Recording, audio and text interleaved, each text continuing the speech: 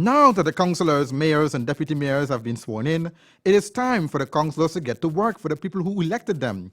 City Hall is leaving no stone unturned as councillors buckled down to business at Carroll Lodge yesterday, trying to get au fait with the departments at City Hall. Here is Chief Citizen Patricia Chase Green. It is a program that was organized by the town clerk of the city of Georgetown to bring all councillors up to date as regards to all of the departments and all of the works that is being done by the council, because people have the understanding that there's only drainage and garbage collection. So what we're having is that all the senior officers, there are 8 departments in the council, and so all the departmental heads will be giving us an update of what are their duties and what are the departments are all about. Councillors will get up to speed in the areas of the city constabulary, city engineer, treasury, markets, human resources, public health and solid waste. One of the councillors, Winston Harding, spoke with Headline News. Of the departments. We will also have a tour on Friday to take around those councillors to the outposts for the city constabulary, the markets, the outfall channels, the sluices and so, the cokers and all of that. So councillors are coming in with a basic knowledge of what the council is about and what is required of them.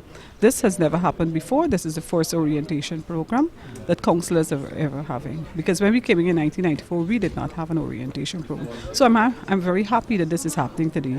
So every single councillor is starting from ground zero. Brief remarks were also made by former Mayor Hamilton Green and Minister of Communities Ronald Bulkan. How have you enjoyed these training programs so far, and what have you learned that will be able to help you become a better councillor in the city of Georgetown? I've enjoyed the session so far, and the training that we have, it has made me even greater in the inspiration of my duties to becoming a new councillor on this board right now. Basil, the orientation of councillors of the city of Georgetown is a very important one. As the mayor said, it enables the councillors to better understand what they ought to do, what they should do as councillors in the city of Georgetown. We'll be watching and looking and see exactly how they function as they go along in their job, and we hope that what they have sworn to do, they will do for the citizens of Georgetown. Over to you, Basil. Let's hope that the change does bring about positive attitudes pertaining to getting the job done. Thank you, Andrew. Agriculture investment is heading to Berbice as a Brazilian company is making it happen. In this Shanique Graves report, you will hear that large-scale soya production will begin soon. According to the Government Information Agency, GINA, the Brazilian company New Frontier Agriculture Incorporated will begin the production of large-scale soya beans in Ebony Region 10 soon.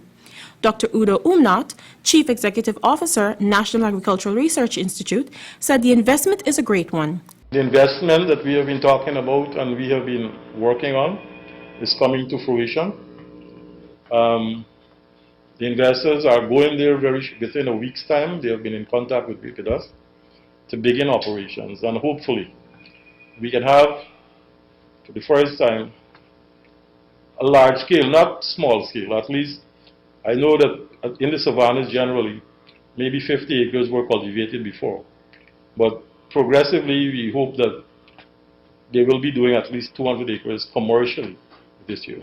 Preparations by NARI have already begun to facilitate the investment, but the opening of the tunnel is fairly in sight. Dr. Umnat explains. Our focus at Ibini would be first the development of a nursery, which will happen, I suspect, before the middle of the year. The reason being that you have to go through the process of, advertising and whatever. We will also be expanding our orchard. We have about 20 acres at this time. That will be further in at least 10 acres. The boats, buses and bicycles have now included books and breakfast, making a 5Bs program.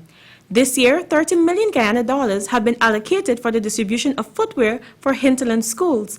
Basil, 31,500 children are to benefit from these initiatives.